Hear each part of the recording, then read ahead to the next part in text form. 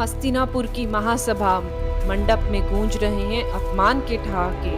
द्रौपदी 5 पांडवों की पत्नी अन्याय और क्रूरता के बीच अकेली खड़ी है। दुशासन अहंकार और क्रूरता से भरा उसके वस्त्र खींचने के लिए आगे बढ़ता है। द्रौपदी की आंखों में आंसू आ जाते हैं।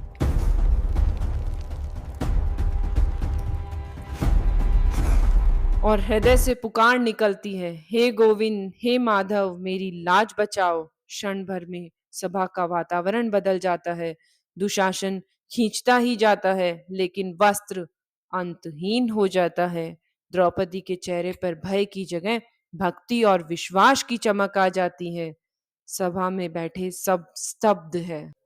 उन्होंने अदृश्य रूप से द्रौपदी की लाज को अनंत वस्त्रों से ढक दिया है। जो कृष्ण में अटूट विश्वास रखे, उसकी रक्षा स्वयं माधव करते हैं। कुरुक्षेत्र का मैदान, दोनों सेनाएं आमने सामने खड़ी है। धूल, शंखनाद और रथों के गर्जना के बीच अर्जुन का मन विचलित है।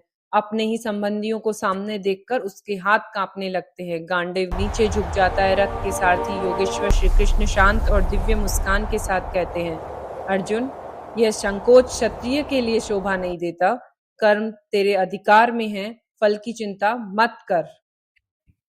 जैसे किसान बिना फल की आस के बीज बोता है, वैसे ही तू अपना धर्म निभा। जैसे सैनिक बिना भय के अपनी भूमि की रक्षा करता है, वैसे ही तू धर्म की रक्षा के लिए युद्ध कर। अर्जुन अब भी मौन है। कृष्ण के चेहरे पर दिव्य तेज फैलता है। क्षण भर में उनका रूप बदलने लगता है। वह प्रकट करते हैं अपना विराट स्वरूप, अनगिनत मुख, अनगिनत नेत्र, असीमित भुजाएं में शस्त्र, ग्रह, नक्षत्र और उनके भीतर समा जाते हैं।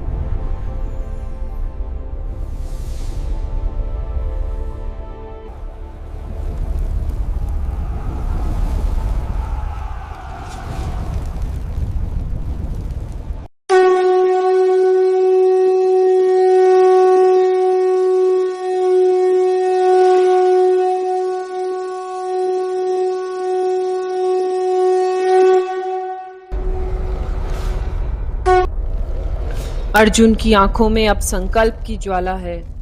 वह उठते हैं और रथ आगे बढ़ता है। धूल, सूर्य की किरणें सोने की आभा बिखेर रही हैं। युद्ध भूमि गूंज उठती है। कृष्ण प्रसन्न होकर लगाम थामे हैं। अंत में विजय के संकेत के साथ वे अपना हाथ उठाकर अर्जुन को आशीर्वाद देते हैं, एक शाश्वत वचन के साथ, जो धर्म के पथक पर अडिग है, विजय सदा उसी की होती है। बोलो कृष्ण कन्हैया लाल की जय।